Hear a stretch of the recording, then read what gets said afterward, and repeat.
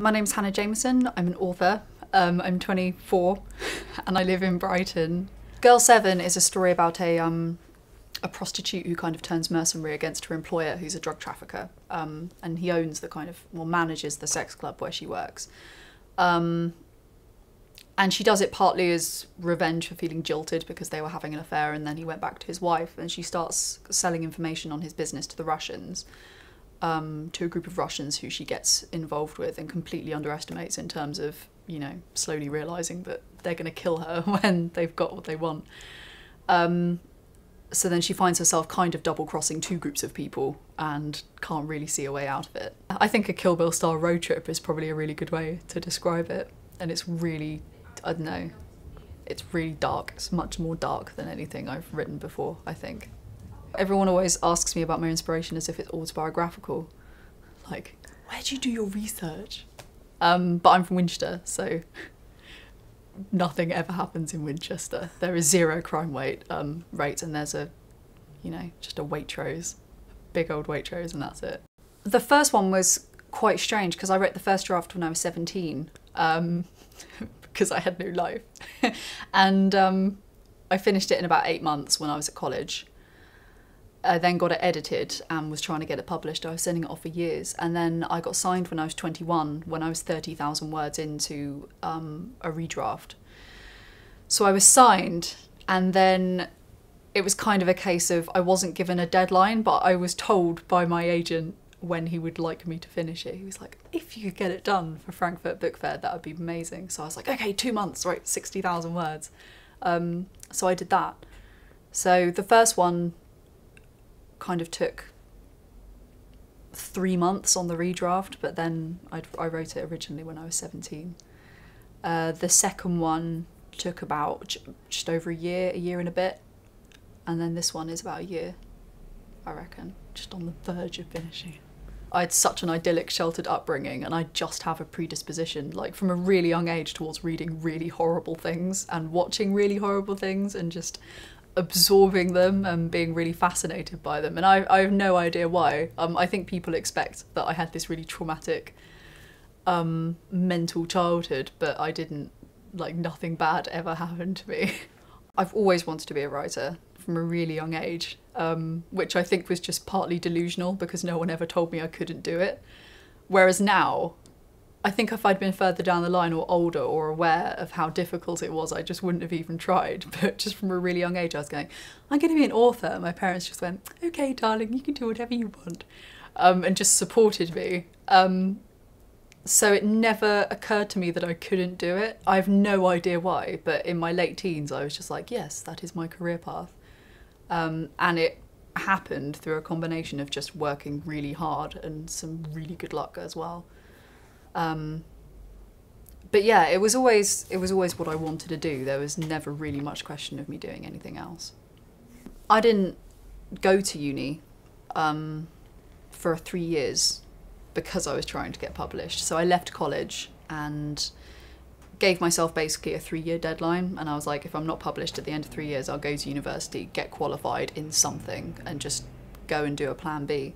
But then I got signed a month after starting university, after 3 years of nothing, which was just ridiculous. It's just unbelievable that the point that I just kind of gave up for a little bit, and then it was like, oh, here you go. So that was really like fortuitous and brilliant, and I wasn't even sending stuff out at that time. It was completely by chance that like this agency ended up with my work. When you're immersed in a project, you have so little perspective on whether it's good or not. You just write it and you think, well, I'm enjoying this, so it might be good. But then whenever I send it to my agent, I sit there going to pieces over email for days just thinking, he hates it, it's terrible, it's just the worst thing that's ever been written by anybody. So in that sense, it's terrifying and horrible. But then when it gets to a wider readership, by then I'm usually quite confident that it's actually a nice piece of work that people might enjoy because people close to me have enjoyed it. So yeah, part terrifying, but also really cool. I don't really have a routine for writing. I wish that I did, because it would imply a certain level of discipline that I really admire and that I'd really like to incorporate. into my life, but at the minute I don't really have a routine. I do most of my writing in a local coffee shop, which I've become really attached to. I've wrote almost the entirety of the third book in it. And I'll gladly sit in there for like 6 hours or something and just do a huge writing session. People seem to like Something You Are because it was just a really gripping story. And I do think that, yeah, Something You Are, I think it's very narrative driven. Nick is a really, really interesting protagonist. But it's a really twisty, turny, dark story, like really dark, really violent.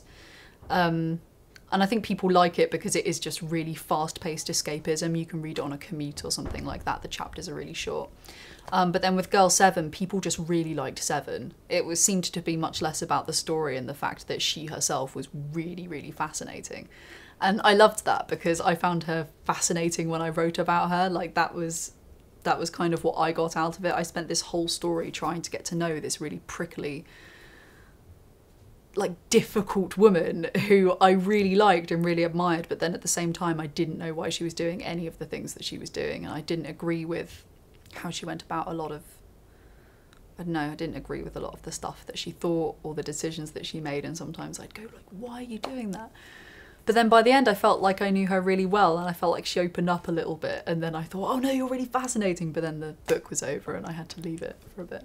I got really into TV at a really young age, just stuff like The Sopranos and 6 Feet Under, and really, really good scripts. So whenever I wrote, it always turned into something really stripped back and dialogue heavy and like minimal description.